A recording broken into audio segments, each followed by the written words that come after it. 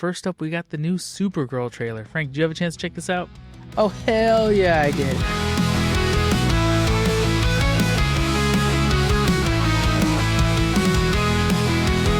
What do you think of this thing?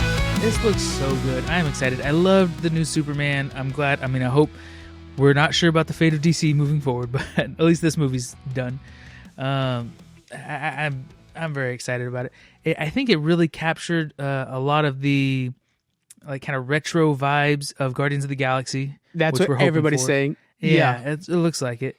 And, you know, a lot of depth in her story. We're seeing like when Krypton's being destroyed, or, you know, her city was more or less saved, but that wasn't the saving grace that she expected it to be, kind of thing. Mm-hmm. And just like a lot of crazy stuff. And then later we see her in the full Supergirl costume and actually fighting. And so I'd love to see the dynamics and the story of how she goes from, you know, hung over in a bar just trying to forget about her torturous past to being Supergirl. And what does she stand for? Is she the same, you know, symbol of hope as Superman, or like she states in there, while he sees the good in everyone, she sees reality. So is she going to be a little more crass and bold, but not so hopeful and forgiving? I don't know.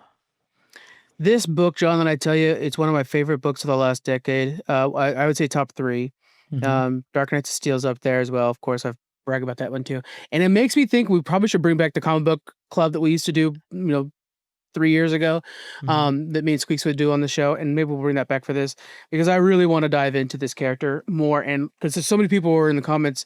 First off, a lot of people were saying, oh, this is basically new Guardians of the Galaxy. James Gunn's just remaking old stuff. Well, first off, James Gunn's not directing this. He's in charge of the studio, but Craig Gillespie's the one that's doing this. And so, yes, it feels like Guardians of the Galaxy, but it's not like it's James Gunn. And that's not a bad flavor to put on stuff too. It's not a bad flavor. And then when Squeaks, who also read the book, was kind of mentioning this, and I was like, when I read, actually, no, maybe it was Thomas. When I read the book, I was like, oh, this book feels like Guardians of the Galaxy. So if the show or the movie feels like that, nailed it. That's the vibe I got, in my opinion. It felt like Guardians of the Galaxy mixed with Saga, really. Yeah. Oh, God. Throw Saga in there. Who's going to make Saga? Please. I know. Well, hopefully if Pepsi and Coke and Toys R Us buys Netflix or something like that, somebody will eventually get the rights to it. It's a matter of time. I know. Oh, yeah. But this looks amazing. I can't wait for it. I'm ready. I mean, I'd like to see a full-length trailer, not just the teaser. But yeah, I just want the movie. We got a little bit of Lobo. Really What'd you think about Lobo? I think just it a looks little good. bit. Yeah. Just a barely a glimpse. You don't even see a clear close-up or nothing like that. But I mean, we knew it was going to be Jason Momoa. Jason Momoa. Yeah. Jason Mimosa. I was hoping you didn't catch it. I was hoping you didn't hear that. Son of a bitch. Oh, man, that would be a great cosplay where you dress up like him, but you're passing out mimosas all morning on a cruise or something like that. That'd be great. Note to self. But no, yeah, he I think is the perfect actor to play the character. And I mean, just from that little glimpse, it looks like they're trying to go comic book accurate. So that's good for us. They didn't do some drastic changes. Yeah, and one of the key things, again, that we're hearing a lot of is, why is she drunk all the time, yada, yada, yada. Yeah. You brought it up. Argo City, the home that she's from, it floated away. Mm-hmm. And when you're just a city floating around on, like, Kryptonite that hurts Superman and Supergirl is radiated Krypton. Well, they're all on top of that now. And so the fact that they're floating and like people are just dying around you, think of what that does for the years she was in Argo City floating in space and people around her are dying to Kryptonite. Think of what that does to your psyche. And you're in a bubble of a city that's been cut off from any other resources. So everyone's all of a sudden fighting to, manage their resources and defend themselves and stuff like that. So it's got to be, chaos and carnage the whole time she's on there. Yeah, and the idea that she's drinking is because basically she, once a year, or I believe it was once a year, she goes to a solar system with a red sun to reduce her powers enough to be able to drink and kind of like toast the fallen Argo City and her father and stuff like that, Zor-El, who the last thing he did, I mean, like, he tried to save that city, and they did wildest things to try to save it. The last thing he did was he built a ship, and he's like, I hope you can find success with your cousin on Earth, and sent her away. Mm-hmm. And so the fact that she's drunk is because it's like the memorial time she spends, and Krypto was with her.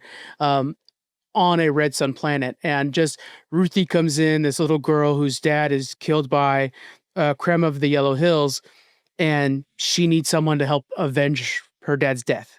And there she is, there's Supergirl. And so it's a wild, really good story. That one of my favorite parts about the story that I think it's overlooked so often is she starts off on the red sun solar system. So it's not like she goes and flies off to go fight Krem, who's a guy with a bow and arrow. She's a human at this point. So they have to like get on a bus and travel into a yellow sun district, basically, as solar system, to start slowly getting her powers back. And in that process, things escalate. And it's a really beautiful story that has like little slices of some of the best of sci-fi. So I'm very excited to see what this does. Millie Alcock, I think her portrayal already is spot on to this version of Supergirl. And I think will, carry forward with the DCU quite well. Just a little bit we got of her from the Superman movie, and then this in the trailers. I think she's got a huge career. She's going to be the next, think so too. Big actress to get it on your movie, I think. Yeah, we got Khal Drogo playing Lobo, and then we have Rhaenyra Targaryen as Supergirl. So yeah. And I think Krypto was one of the horses in the background on Game of Thrones. I'm not sure. Yeah. Or was he a direwolf? Something like that. Oh, he's a direwolf. Oh my God. He's Ghost. Scratch that, editor Frank. He was Ghost. Nice. Dumbass. Oh my God. A white dog. Oh, I love that AI video you and Thomas both sent me, by the way, of, and I'm like, that's AI. And then Thomas is like, oh man, they got me. And I'm like, Krypto's not real. He's CGI. Why would he be behind the scenes? But they could have a practical dog that does the stuff, and then they CGI over him for I'll just let you know they don't. The scans are of James Gunn's dog, which is black. But yeah, it's not that. Nice. That's funny. It's fun stuff. Yeah, they're pretty convincing though, for sure.